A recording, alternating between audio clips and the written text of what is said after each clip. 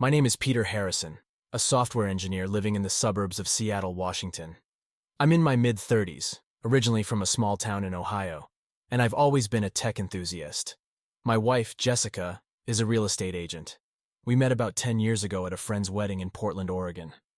Jessica was captivating with her confidence and charm. I remember thinking how lucky I was to have caught her eye that day. We hit it off immediately. Conversations flowed effortlessly, and we found common ground in our ambitions and values. She had this way of making everyone feel important and heard, a quality that I found immensely attractive. After a year of dating, we decided to move in together. The first few years were blissful. We bought a house in a quiet neighborhood, close enough to the city for convenience, but far enough to enjoy some peace. Our relationship was solid, or so I thought. We built our lives around shared goals: career advancement, travel, and eventually starting a family. Jessica's career in real estate was booming. She had a knack for selling homes and connecting with clients, which brought in a substantial income. My job in software development was steady, and I'd recently been promoted to a senior position. Financially, we were doing well. We spent weekends exploring the Pacific Northwest, taking hikes in the Cascades, and enjoying the local food scene. Friends and family often commented on how perfect we seemed together. Looking back, I realize how much I took that for granted. About a year ago, things began to change. Jessica started coming home later than usual, citing work commitments and client meetings. At first, I didn't think much of it. Her job was demanding, and she'd always been dedicated. But then, there were the subtle changes in her behavior. She became more secretive with her phone, guarding it closely and often stepping out of the room to take calls. One evening, as we sat down for dinner, I casually asked about her day. Her response was unusually vague. I noticed she seemed distant, distracted even. A few weeks later, I overheard her having a hushed conversation in our living room, her tone different, almost flirtatious. When I asked who it was, she brushed it off, saying it was just a client. Doubt began to creep in, and I found myself questioning everything. I decided to keep a closer eye on her actions without making it obvious. I started by checking our phone bills. I noticed several calls and text messages to a number I didn't recognize, often late at night or during weekends when she was supposedly working. One weekend, Jessica told me she had to leave town for a conference in San Francisco. It seemed legitimate, but something felt off. I checked her emails when she was out of the house and found no mention of a conference. Instead, there were messages from a man named Mark discussing plans to meet up. Feeling a mix of anger and dread, I decided to dig deeper. I hired a private investigator to follow Jessica during her trip. The results confirmed my worst fears. The investigator sent me photos of Jessica with Mark, not at a conference, but enjoying a weekend getaway. Confronting Jessica was the hardest thing I've ever done. When she returned, I sat her down and presented the evidence. She didn't deny it. Instead, she broke down, admitting to the affair, and explaining how she had met Mark through work. They had started off as friends, but over time their relationship had evolved into something more. She tried to justify her actions, saying that she felt neglected and unappreciated. Hearing this was a punch to the gut. I had always supported her career, given her space when she needed it, and tried to be a good husband. But in her eyes, it wasn't enough. After the initial shock and a few days of cold, distant conversations, I knew what needed to be done. I contacted a divorce lawyer to understand my options. I decided to move forward with the divorce. It was clear that our marriage couldn't survive this betrayal. Jessica and I had several discussions about how to proceed, particularly regarding our assets and the house. We decided to sell the house and split the proceeds. It was painful, packing up years of memories and seeing the for sale sign on the lawn, but it was necessary. Jessica moved out first, staying with a friend until she could find a place of her own. The divorce process was lengthy and emotionally draining. We had to disentangle our lives, separating finances, deciding who got what. Despite everything, we managed to keep things civil, mainly for the sake of our mutual friends and families who were affected by our split. Dear viewers, more than 90% watch my content without subscribing. If you still have not subscribed, then I ask you to do so. For me, this is the best motivation to continue. During this time, I leaned heavily on my friends for support. They were my rock, helping me navigate the legal complexities and offering a listening ear when I needed it. I also sought advice from a therapist, someone neutral who could help me process my emotions and plan my next steps. As the dust settled, I found myself reflecting on what had happened and how I could move forward. I sought advice from colleagues who had gone through similar experiences, learning about their coping mechanisms and how they rebuilt their lives. One piece of advice that stood out was to focus on personal growth and rediscovering my passions. I started picking up old hobbies, like hiking and coding personal projects. I even began to explore new interests, like cooking and photography. These activities helped fill the void and gave me a sense of purpose. Eventually, the divorce was finalized. Jessica and I went our separate ways, and I began a new chapter of my life. It wasn't easy, but with time, I found peace. I continued therapy, which helped immensely in dealing with the residual feelings of betrayal and loss. I moved to a new apartment in the heart of Seattle, closer to work and friends. It was a fresh start, a chance to rebuild and redefine myself. The city's vibrant tech scene and cultural diversity provided a stimulating environment that kept me engaged and motivated. I'm still open to the idea of love and companionship, but for now, I'm focusing on myself and my career. Life has a way of throwing curveballs, and while this one was particularly tough, it also led me to a place of greater strength and understanding. When I first decided to hire a private investigator, I had mixed feelings. It felt invasive, almost as if I was violating the privacy of the woman I had loved for years. But the nagging suspicion wouldn't let me rest. The investigator, a grizzled former cop named Sam, assured me that discretion was his specialty. Over the course of a few weeks, Sam provided me with detailed reports and photographs that painted a picture I didn't want to see. Jessica had been meeting Mark regularly, not just on business trips, but even during her so-called client meetings in town. They frequented a cozy cafe downtown, one that we had never been to together. It became their rendezvous spot. Seeing the pictures of them laughing and holding hands was like a dagger to the heart. With the evidence in hand, I knew I had to confront Jessica. I rehearsed what I would say over and over in my mind. When the moment came, it was more difficult than I imagined. She had just come home from one of her late-night meetings. I asked her to sit down and I showed her the photos. Her face turned pale, and she didn't try to deny it. Jessica admitted everything, tears streaming down her face. She told me about how she and Mark had grown close over the past year. She claimed it started innocently but eventually escalated into a full-blown affair. She apologized repeatedly, but her words felt hollow. The trust we had built over the years was shattered. The days following the confrontation were a blur of anger, sadness, and confusion. I took some time off work to process everything. Jessica moved out temporarily to give us both space. During this time, I leaned heavily on my best friend Michael. He had been through a tough divorce a few years back and understood the turmoil I was experiencing. Michael advised me to see a therapist, which I reluctantly agreed to. Dr. Karen Walsh was a compassionate listener and helped me navigate the complex emotions I was dealing with. Through our sessions, I began to understand that Jessica's infidelity wasn't a reflection of my worth. It was a difficult truth to accept, but it was necessary for my healing. Once I had made the decision to divorce, the next steps involved untangling our lives. Jessica and I met with our respective lawyers to discuss the division of assets. We had both contributed to the purchase of our home, so we agreed to sell it and split the proceeds. Sorting through our possessions was bittersweet. Every item held a memory, from our honeymoon souvenirs to the furniture we had picked out together. We decided to handle the sale ourselves to avoid additional costs. Jessica was surprisingly cooperative during this process. Despite the pain she had caused, we managed to keep our interactions civil. It was as if both of us understood the need to move on without further animosity.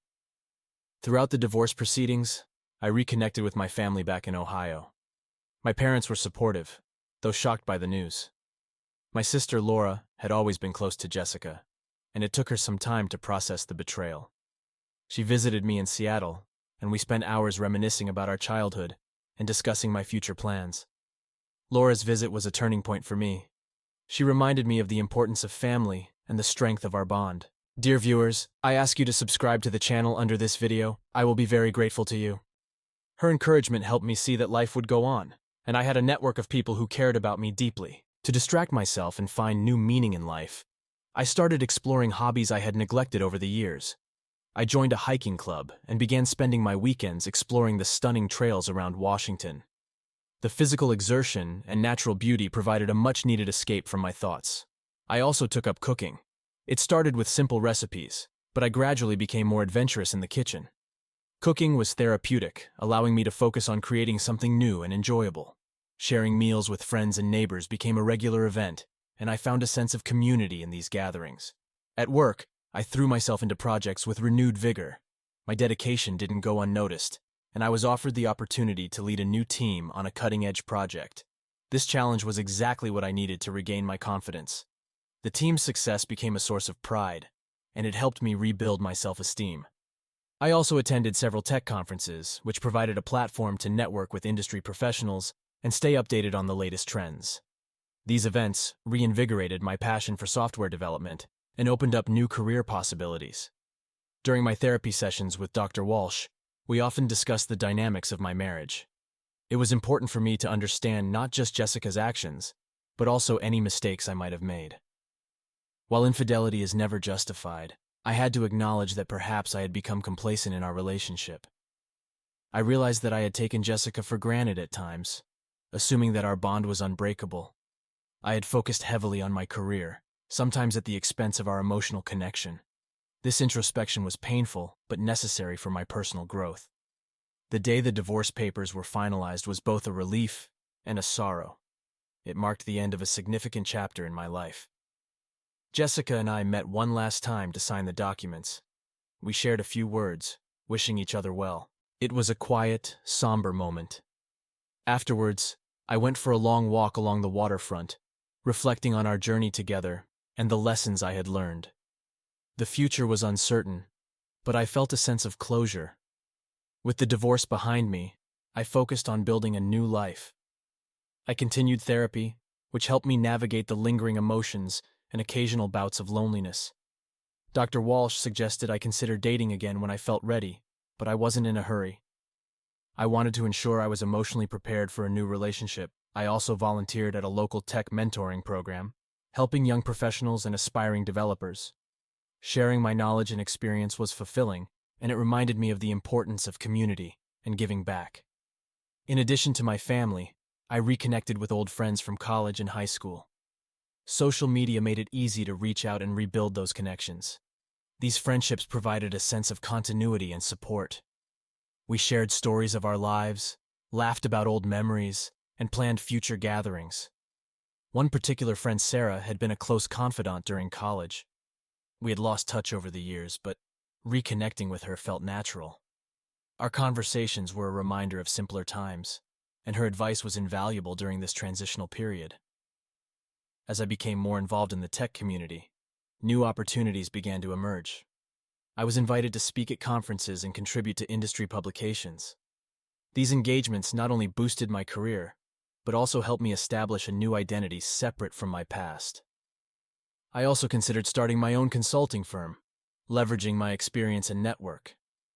The idea of building something from the ground up was exciting and gave me a new sense of purpose.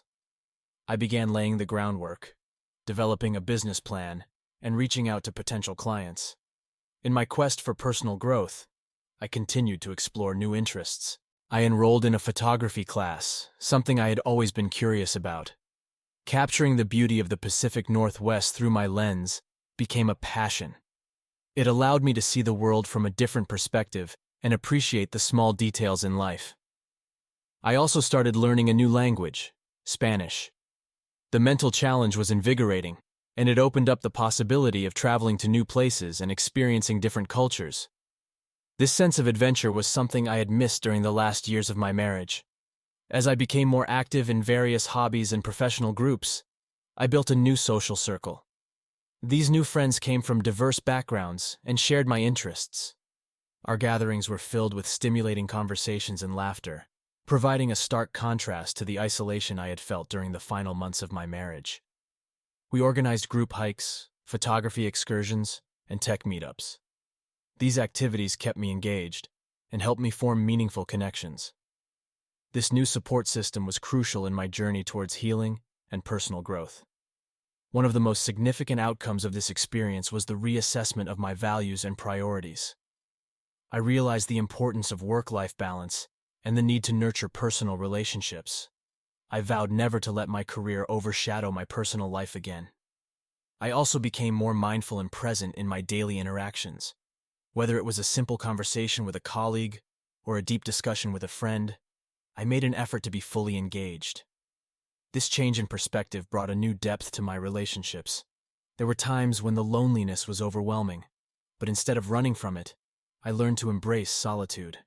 I spent time reflecting on my journey, understanding my emotions, and setting new goals. This period of introspection was vital for my healing process. I also found solace in nature. Weekend trips to the mountains or the coast became a regular escape. The tranquility of the natural world provided a stark contrast to the chaos of my thoughts, helping me find peace and clarity. After a year of self-discovery and healing, I felt ready to open my heart again. I joined a few dating apps, cautiously dipping my toes into the dating pool. It was a daunting prospect, but I knew I had grown from my past experiences and was better prepared for a healthy relationship. I went on several dates, some enjoyable, others less so. Each encounter was a learning experience, helping me understand what I was looking for in a partner. I remained patient, knowing that finding the right person would take time. One evening, while attending a friend's art exhibition, I met Emily. She was an art teacher with a warm smile and a passion for life. Our conversation flowed effortlessly, and there was an immediate connection. We exchanged numbers and began seeing each other regularly. Emily was understanding and supportive, aware of my past but not judgmental. Our relationship developed slowly, built on trust and mutual respect. For the first time in a long while, I felt hopeful about the future. As my relationship with Emily blossomed, I remained mindful of the lessons I had learned. We communicated openly, addressing any concerns or insecurities early on. Our shared interests and values created a strong foundation, and we made a conscious effort to balance our personal and professional lives. We traveled together, exploring new places and creating beautiful memories. Our weekends were filled with art exhibitions, hiking trips, and quiet evenings at home. Emily's presence brought a sense of stability and joy to my life that I hadn't felt in years. With Emily by my side, I felt ready to embrace the future. My consulting firm had taken off, and I was excited about the professional challenges ahead. Our relationship was strong, and we often talked about our dreams and aspirations. I continued to stay connected with my family and friends, nurturing those relationships that had been a source of strength during my darkest times. Life had come full circle, and I was grateful for the journey, despite its hardships. Reflecting on the past few years, I realized how much I had grown. Jessica's betrayal had been a catalyst for profound personal transformation. I had faced my fears, embraced change, and emerged stronger and more resilient. I no longer saw the end of my marriage as a failure, but as a necessary step towards a more fulfilling life. I had learned to value myself, set healthy boundaries, and prioritize my happiness. These lessons would guide me in all my future endeavors. Change had become a constant companion, and I had learned to embrace it. Whether it was moving to a new apartment, starting a new business, or entering a new relationship, I faced each challenge with confidence and optimism. I also became more adaptable, understanding that life doesn't always go as planned. This newfound flexibility allowed me to navigate uncertainties with grace, making the most of every opportunity. Even as life improved, I continued my therapy sessions with Dr. Walsh. She had been instrumental in my healing process, and I valued her insights and guidance. We explored deeper aspects of my personality, helping me understand my motivations and fears. Therapy also provided a safe space to discuss my relationship with Emily, ensuring that I addressed any issues proactively. This commitment to mental health was crucial in maintaining a balanced and fulfilling life. Inspired by my own journey, I became more involved in community service. I volunteered at local shelters, offering tech workshops to help residents develop new skills. Giving back was incredibly rewarding, and it reminded me of the strength of the human spirit. I also mentored young professionals in the tech industry, sharing my experiences and providing guidance. These connections were mutually beneficial, as they kept me grounded and inspired by the next generation of innovators. Through all these experiences, I rediscovered my passion for life. I was no longer defined by my past, but by the choices I made in the present. This shift in mindset allowed me to fully embrace new opportunities and challenges. I continued to pursue my hobbies, from photography to cooking, finding joy in the simple pleasures of life. These activities enriched my life and provided a creative outlet that complemented my professional endeavors. My relationships with family and friends remained a cornerstone of my happiness. I made a conscious effort to stay connected, organizing regular gatherings and staying involved in their lives. These bonds provided a sense of continuity and belonging. Emily fit seamlessly into this circle, and her presence was welcomed by my loved ones.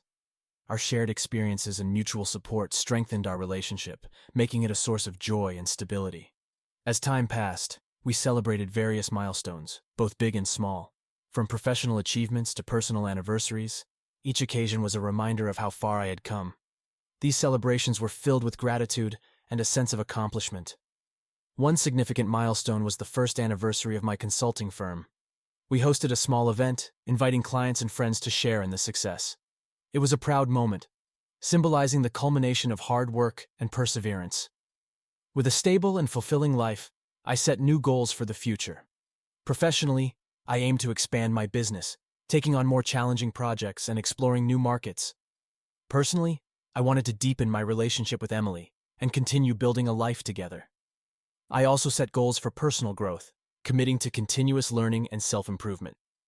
Whether it was mastering a new skill or exploring a new interest, I remained dedicated to expanding my horizons. Through this journey, I found a sense of peace that had eluded me for years. The pain of betrayal had been replaced by a deeper understanding of myself and the world around me. I had learned to let go of resentment and embrace forgiveness, both for Jessica and myself. This peace allowed me to fully appreciate the present moment, free from the shadows of the past. It was a liberating feeling, one that I carried with me into every aspect of my life. As I looked towards the future, I felt a sense of anticipation and excitement.